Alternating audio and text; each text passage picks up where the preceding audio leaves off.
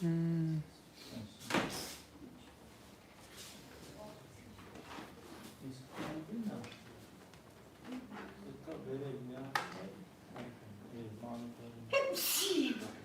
Taşı.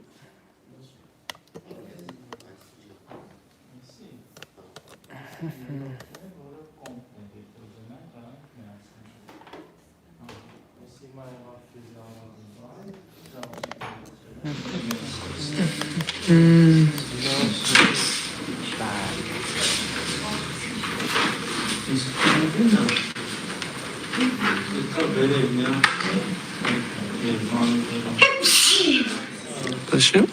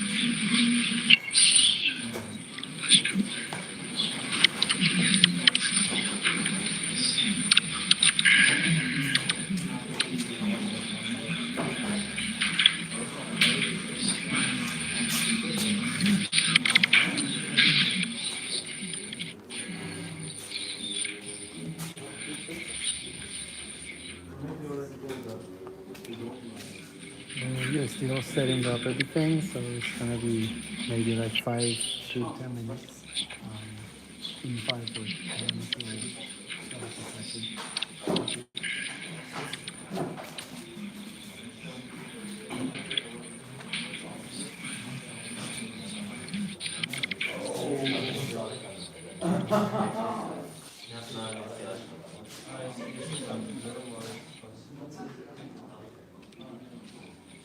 You're still setting up everything, so it's gonna be maybe like 5 to 10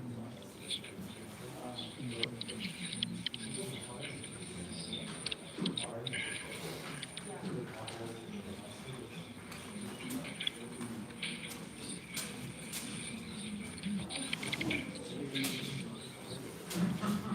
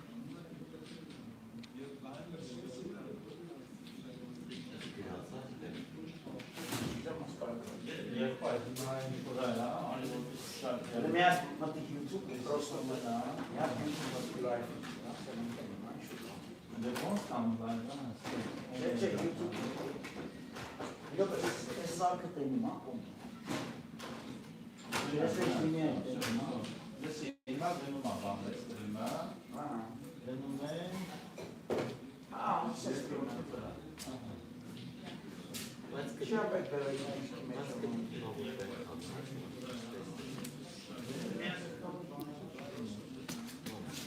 نمیگی اینجا مثل که جزو فرهنگشونه که ذره دیر میرسن بابت همین فکر کنم مثلا 4:30 شروع کنیم نیم ساعت Hello everyone. Apparently this is part of the culture to arrive late at our conference. So we are going to probably start on 4:30 instead. So stay tuned.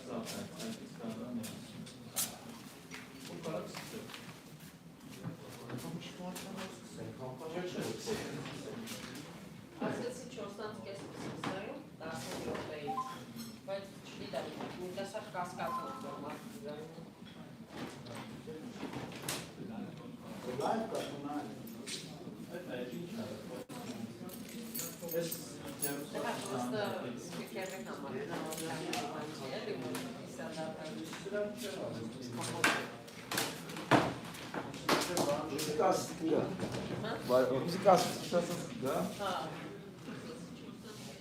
já tem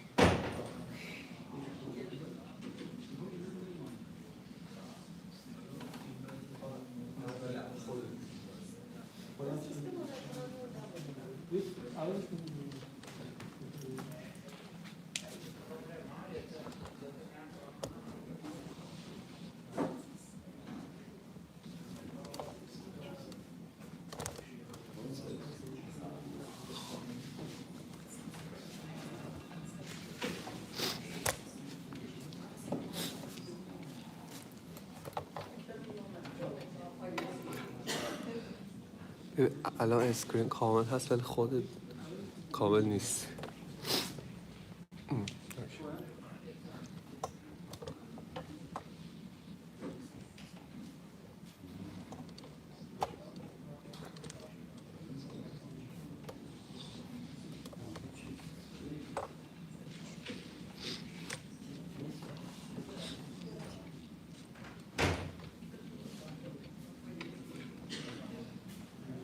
الان اسکرین کامل هست ولی خودت کامل نیست.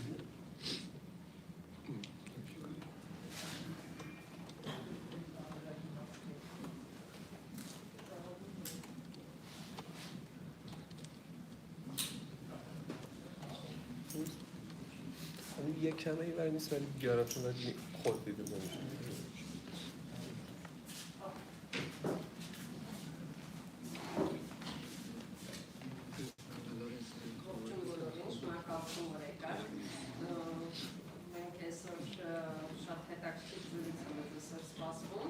Erfan Ghiasi մասնակցությամբ, ով արվեստագետ և Իրանից և նաև Tehran Summit-ի համահիմնադիր է և Tehran Biennale-ի կարծում եմ, որ եթե սկզբից նա կխոսի, վերջում կարող ենք հարցուպատասխան անել, մեր խնդրեմ հեռախոսները ձայնը անջատենք, որովհետև չհանջարենք։ Նաև եթե ինչ-որ մեկը թարգմանության խնդիր ունի, կարող եք դեռ թեստերը նստել, ես օգնում կամ այնտեղ որտեղ հարմար է, ես ողջեմ թարգմանության։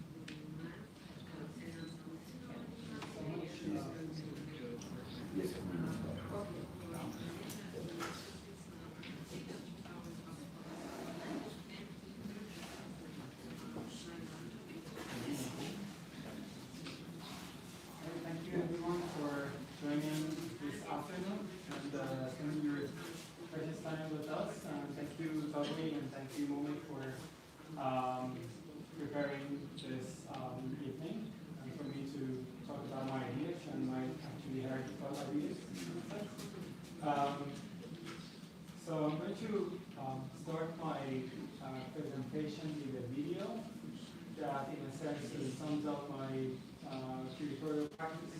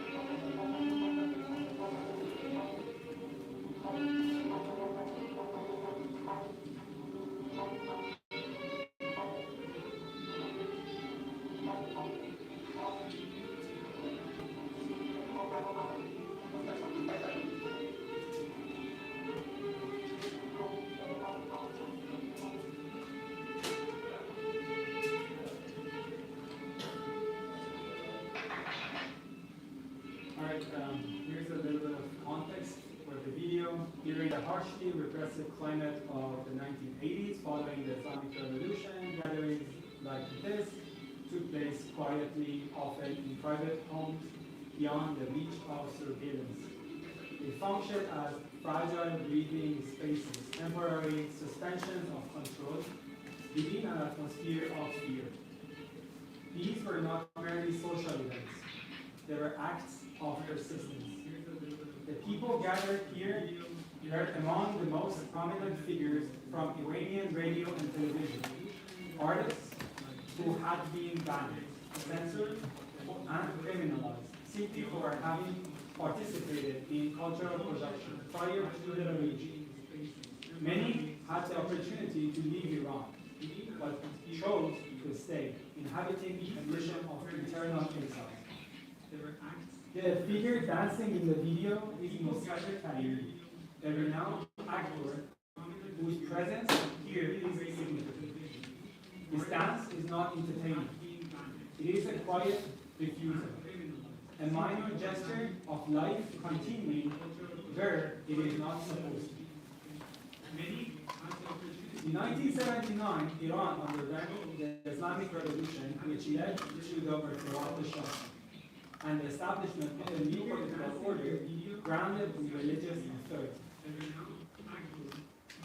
The revolution initially carried promises of democracy, justice, and liberation. However, it rapidly consolidated into a totalitarian system of control.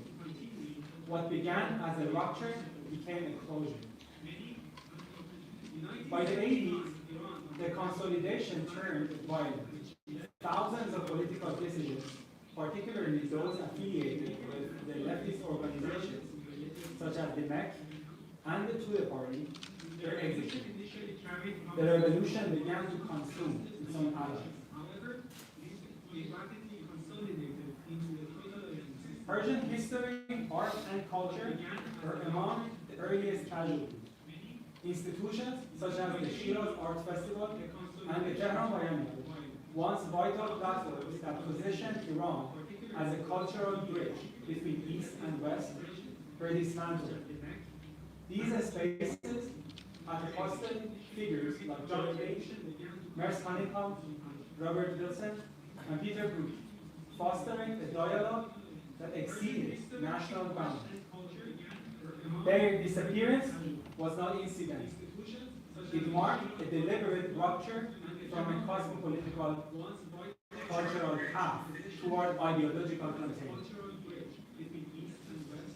Here's a video of the Shiraz Art Festival.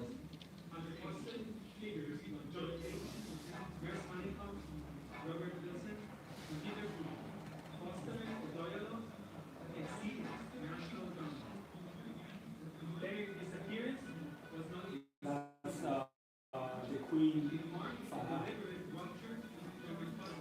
who was the main founder of the Shiraz Art Festival and also the Tehran piano before the revolution in 1979.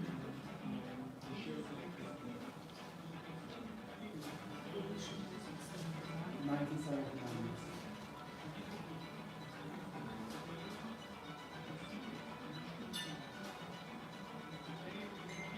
So many groups from around the world actually came to Iran from East and West, as you can see, to create some of the most radical and the avant-garde projects that they did with the help of the Queen, actually.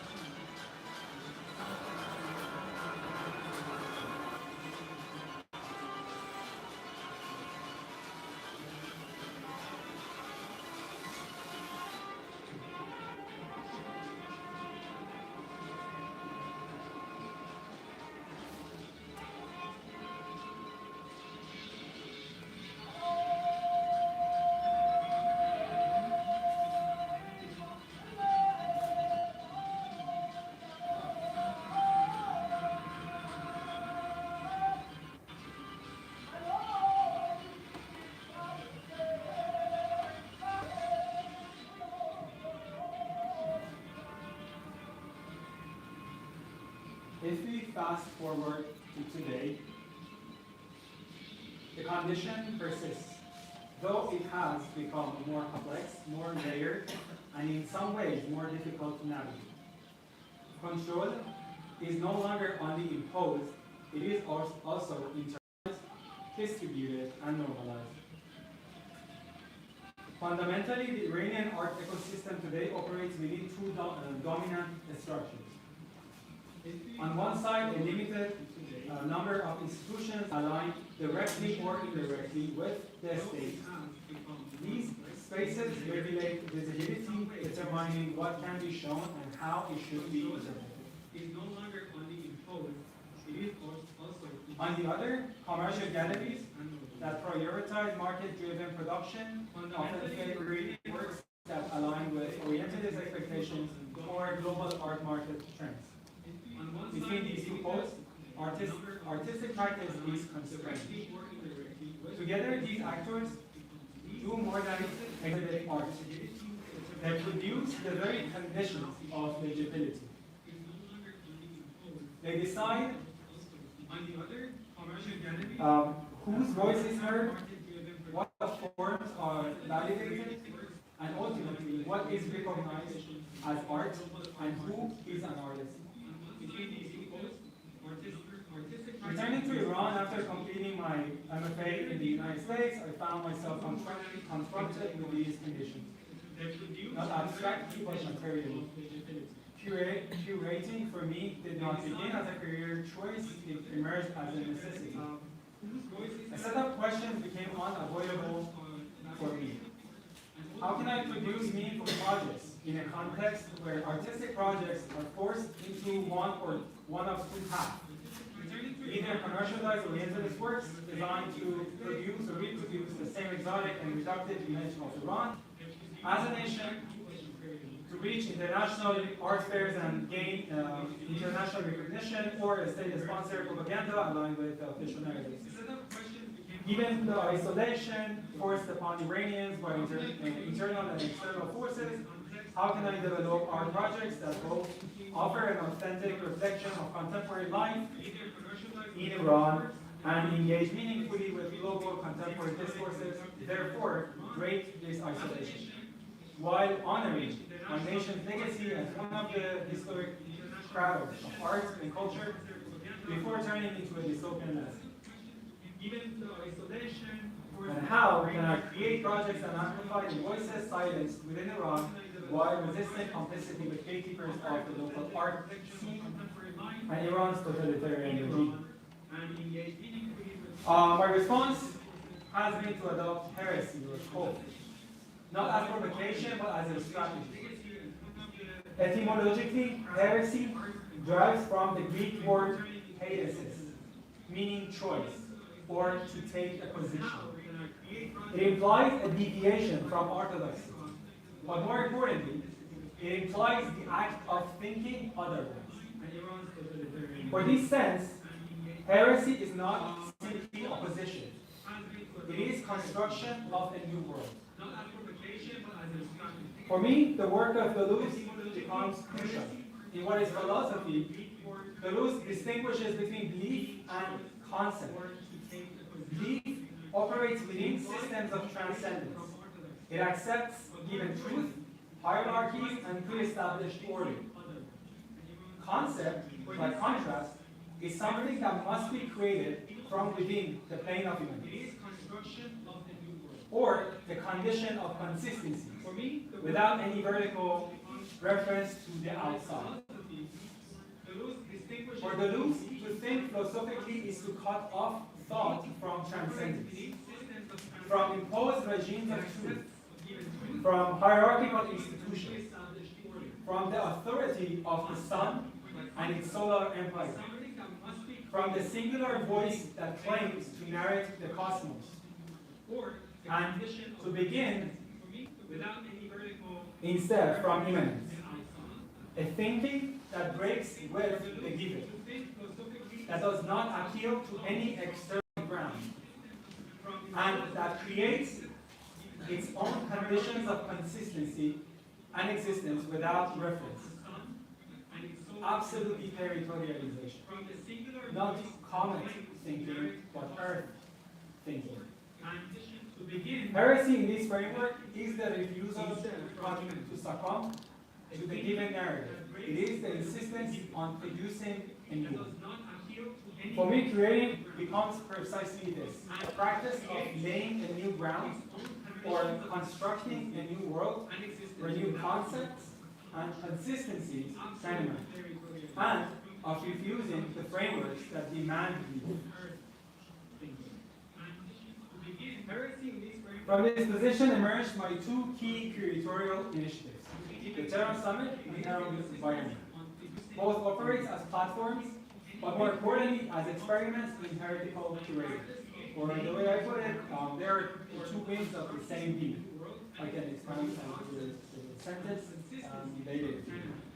So the Tehran Summit, launched in 2022, is an annual gathering of artists, philosophers, and scholars. Due to travel restrictions and infrastructure limitations, it exists primarily online, using the internet not simply as a tool, but as a condition. It takes place every year in May at 8:30 p.m. During the absence of the sun in the Middle East, the earth of the Abrahamic monotheistic faith. And these are some of the guests that I have invited since 2022. Some or many of them you may know. And this is a little bit of announcement for the upcoming summit for my brothers and sisters in Armenia. It's an unofficial announcement of the next summit, which is going to be the fifth summit, the fifth Tehran Summit. This May, it will take place on May 18th to the May 24th, where I've invited curators, scholars, like Pinochet. She's the curator of South Korea Pavilion at Venice this year. She will do the first sort of like the opening of the summit on May 18th, which is a very significant day for South Korea because that's the day they celebrate the process of democratization. And the next day will be Rio, and then Sultan of Tatars, the Payam Sharifi, Nico Garagi, Avery Gordon, you will end with Darius Smith this year. So you're more than welcome to join. You will probably hear the news of the summit, but you can always send me an email. I can send you the invitations.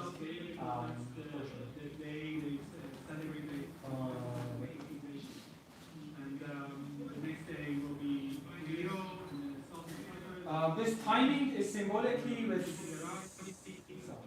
This timing is not arbitrary. It's symbolically with this, the dominance of illumination, of clarity, visibility, and the enlightenment associated with authority and transcendence. Instead, it aligns with darkness, not as negation, but as a space of latent potentiality, a space where different forms of thought can appear. The Tehran Biennial began in 2023, following my encounter with the Sharjah Biennial, an important non-Eurocentric art event in the Middle East. It started with 7 artists, but already carried a different logic. Not grounded in institutional support, but in necessity and relation. By its second edition, it expanded internationally, connecting artists from Iran, China, and Colombia, forming a network of residents. And this is the poster for the second biennial. The original Tehran Biennial, founded in 1958 by an Iranian-Armenian artist, Marcus Gregorian, was itself inspired after he visited the Venice Biennial in the 50s. With the help of the Shah and the Queen, it was realized and functioned as a platform to situate Iranian modernism within the global context. However, its disappearance after the Islamic Revolution marked a rupture. The following is slides are each of the projects with like a short description of each of the projects presented at both of the biennials. The Tehran Summit and the contemporary Tehran Biennial is not a revival, it is an act of summoning. It summons the ghosts of past cultural formations, the Shiraz Art Festival and the original Tehran Biennial, but does so within radically different conditions and bodies. By appropriating, hijacking the name, the Tehran Biennial, the project does not seek legitimacy. It questions the very structure of the biennial forum. Traditionally, biennials are instruments of the state, vehicles for cultural diplomacy, designed to project an image of openness, progress, and artistic vitality. But what happens when this structure is inverted? What happens when a biennial emerges not from an art utopia, but from an art dystopia? Vehicles for cultural diplomacy, designed to project an image of openness, progress, and artistic vitality. But what happens when this structure is inverted? What happens when a biennial emerges not from an art utopia, but from an art dystopia? Vehicles for cultural diplomacy, designed to project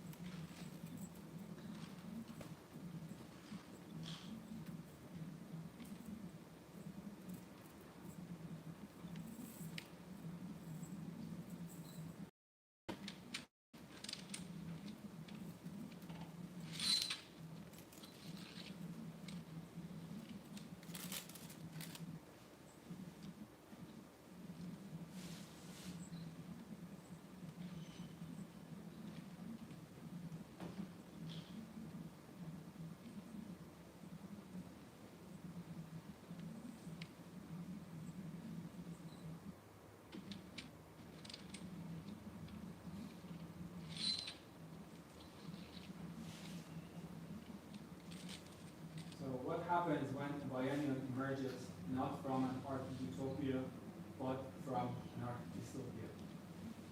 This question echoes critiques such as those raised by Fusco, who asks whether biennials can genuinely represent difference and social realities when embedded within oppressive regimes. Tehran biennial rejects fixed locations. It operates nomadically. Each project is developed within its own context, funded and realized independently, and presented to its immediate audience. There is no central exhibition, no unifying architecture, no white cube neutrality. Instead, temporarily, the street becomes the site, the periphery becomes central, the local becomes global, context becomes inseparable from the work, the world, the earth becomes immanent. Unlike global biennials that cater to art tourism, the Tehran biennial carefully constructs its audience, not as an act of exclusion, but of protection. Inspired by Hakim's concept of the temporary autonomous zone, or TAZ, the project adopts the form of a happening, an ephemeral space that suspends social order in favor of generated chaos, only to dissolve, just as the agents of order, cosmos, begin to arrive. Within this fleeting interval, it lays a rough ground for Sarat Ghayr Mustaqim, or the path of deviation, in which a speech can unfold freely. Creation can emerge beyond the immediacy of surveillance. Heresy can be practiced outside of the territory of the sun.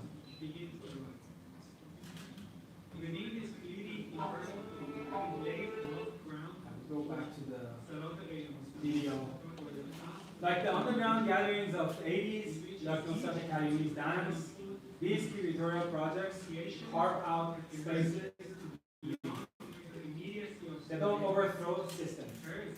They don't resolve contradictions.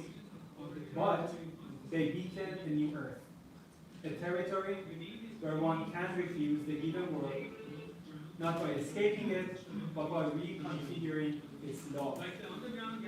And in doing so, they affirm a proposition that is at once simple and radical. That a new earth is not merely possible.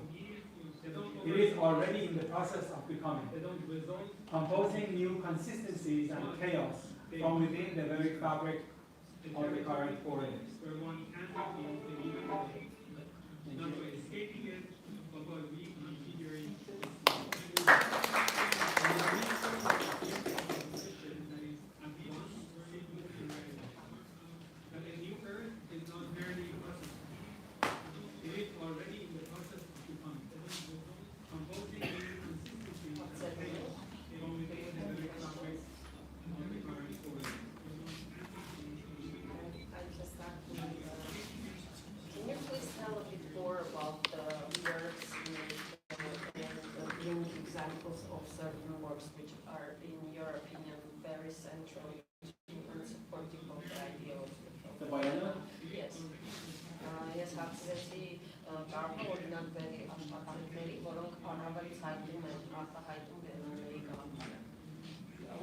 I would like to, as much as I hate to talk about my project, I would like to start with my project. Because it's in a sense, so it is it's an interpretation, this piece is an interpretation of a piece that actually it was performed during, I think, the last edition of Shiraz Art Festival. It's a recreation of the piece, and also with a small alteration is also a critique of the piece as well. The piece was, as I said here, it was carried out on a day during Ramadan, It was done by a theater group from Czechoslovakia, and it showed a sort of like a rape scene initially, which was at the time very controversial for the audience. And that was actually one of the reasons many would claim that that piece, Keep It and Fire, is actually one of the reasons that the religious figures of the time used that specific act to sort of not just criticize, but just absolutely like destroy the reputation of Shiraz Art Festival, and sort of like create like a smear campaign against the festival, which led to the festival being shut down. And that sort of ignited the whole movement against the Shah, you know, because like why he dared to show the rape scene, they're bringing all these like Western ideologies, they're trying to corrupt our culture, they're trying to corrupt our religious, especially it was the fact that it was during Ramadan, and even to this day, Shiraz is still a traditional city. It's considered a religious and traditional city. And so that was something that happened. What I did was to actually inviting people to a store at Another City, which is called the French pastry. So there is sort of important. It is very well known and also the ground for many conflicts. Like Iranians know that there are so many like, stories on the French pastry envelope. And so the initial project was that people were invited inside of a store. They would sit down and look at the performance that were taking place on the street. So the window of the store was the stage. And the rape scene was happening here.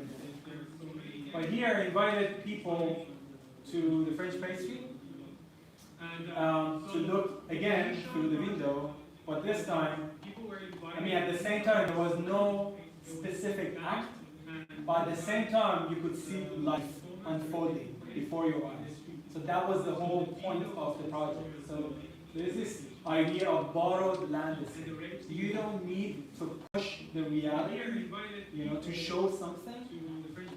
Just reality is just in front of you. And it's funny because one of the people, so it was the project took place in 3 days. And during the 3rd day, one of the audience members actually called me and she told me that all of a sudden a woman rushed into the store. She started like crying, and then after a while she just left. And that actually happened during the performance, and she was curious if that was part of the performance or not. And I was like, of course it was. Like that's life, you know, that's life happening. And yes, that was part of the performance.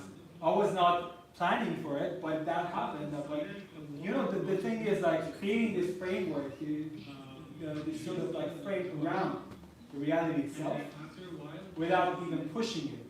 So you were just leaving the reality once more. So that was the whole idea. Like this project, this specific project, I would say, that's one of the reasons that I did it, because it sort of sums up the whole idea of the biennial. Because it's a happening, so it disappears. No one knows. That's one of the interesting parts of the biennial. No one knows that happening or an artwork is taking place. You know, just the ones that are invited. You know, so this boundary between what is art and what is life is sort of blurred here. If you're invited, you're looking at the window, but the people that are next to you, they don't know about the biennial. They're also looking at the window, but they're not part of it. So it's like a very secret sort of, it's a secret just between you and your own sense. This kind of carries, I would say, the idea. But then I wouldn't eliminate any of the projects. So there are reasons that these are the projects I included. Each has its own advantages and significances.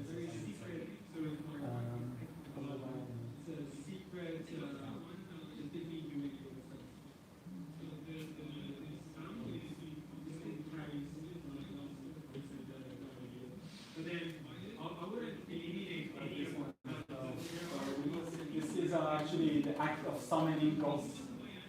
It was a ritual. It took place between 12 a.m. To 4 a.m. in a girl dorm. So the public audience were not able even to attend because you cannot go to the girl's dorm. But you knew that during that period of time something was happening in the dorm. The main audience for this piece were the girls actually living there. And so Zalo actually created this whole summoning thing for like 4 hours. It was like a duration of, in a sense, performance. Trying to, in a sense, summon the ghosts of that door. And what the ghost means, like, actually the potentialities that already existed within that being. But he created also that talisman from an artificial skin. It's like one of those skins that the tattoo artist practiced on. And then she created the whole, as you can see, this is this is the structure, the plan of the door. These squares. And she treated it as like a body. It's like a shape of the body.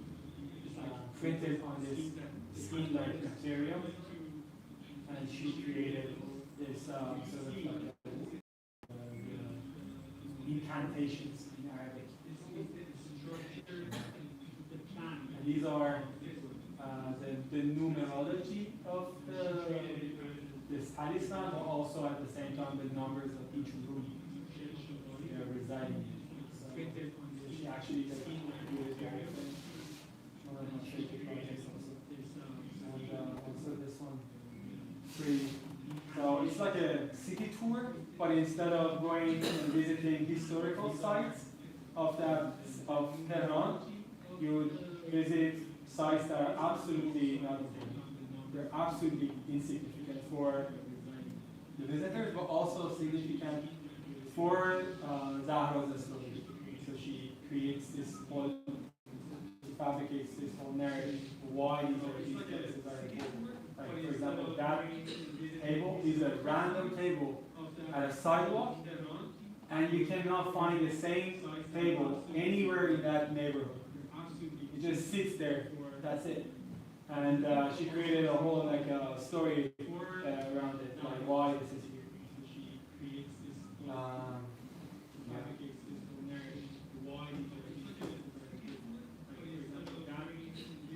Is a random table at a sidewalk, and you cannot find the same table anywhere in that neighborhood. How do international speakers contribute? They come in person or online attendance for the summit? For the summit, it is all online because I cannot handle them inside of Iran because of the limitations and also the visa issue. But then at the same time, we want for them to talk. I want to hear them speak. I want to hear their ideas, and I think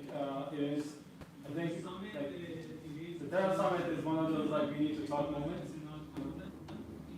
And it doesn't matter if you cannot visit us, in person in Tehran, but you can sort of a conversation in a digital sphere, which is nice because,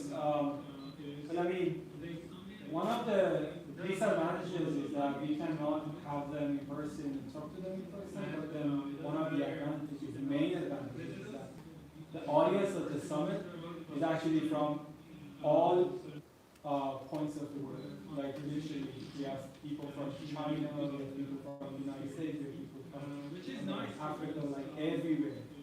People are joining, and I really love this sort of like decentralized approach to creating actually a transnational dialogue, which is one of the advantages of having this online project.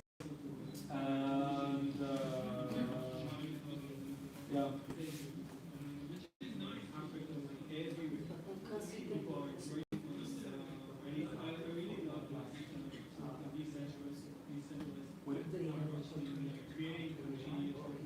Right now, right now, definitely not. 2026, in the upcoming one, I don't think so, because it's the war happening. But like in general, I don't think so, and I don't want to risk it, because they might actually arrest one of them and ask for money. Like that's always a possibility, and I don't want to be the person who invited the guy. Like, who invited Nicolas Bourriot, who put his life in danger? Yeah, and before Baradi, yeah. And so I don't want to be that person, who is invited and put in danger the life of all these amazing thinkers. But at the same time, I want to listen to them and listen to the ideas related to something that is happening in relation to that. So I would say at the moment, no, it's not possible, and it's risky. And also, one other major fact is that it costs a lot, and Tehran Summit has no sort of support from the regime. We don't seek support from the regime, and I think we don't need any support from the regime. We're purely artist-run and independent. Because of that, so we're also that's another obstacle. It's not just their life, but also the fact that we cannot afford it. But then at the same time, we can invite them online, and all the sessions are also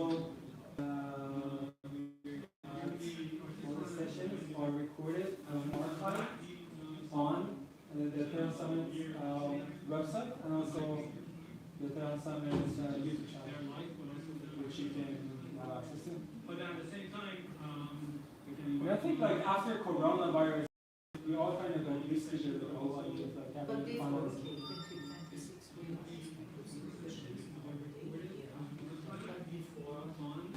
It was the same. It was the same situation for Iranians, to be honest. Right now, it's just war, and you also see the news of Iran. But for Iranians, it was the same. Like, you would never be able to invite any of these folks to Iran. Not right now, and not before. Absolutely, definitely from Western countries. It was the same. Yes, but then, the fact that you cannot invite them, it's such a not just bad luck, but also miss opportunity. Like, these are amazing, like contemporary thinkers that you can. These people matter. Their voice matters. They're constantly creating texts. They're constantly doing work. They're constantly doing exhibitions. They're part of the contemporary discourse. But because of the censorship, you cannot listen to them. It's actually like one of the reasons that it is online, and also it is in English, not in Farsi, because of the censorship. So that's one of the tricks that I'm using. And you have to register. So you cannot be a random person, attend the talk. That might put in danger the lives of the participants. And I usually cut off the Q&A session, because that's the space where you can express your freedom of expression. But then I don't want that to be recorded and be archived on the internet, so it can be used against you in the future. So that's why I cut it off usually. So it's the Q&A session is for the people that spend their time attending each of the sessions, but not for the YouTube channel. But then I don't want that to be recorded. And how does the government react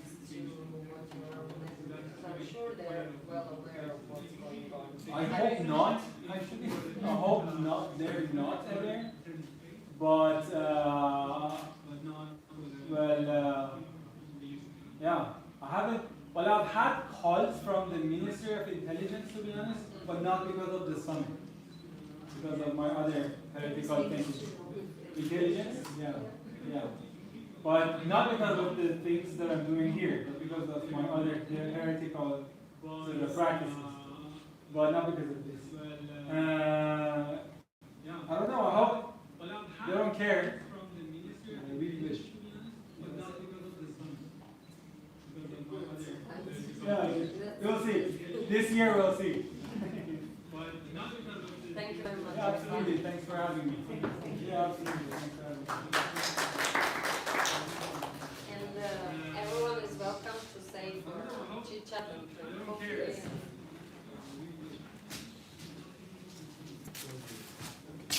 Thank you guys. This year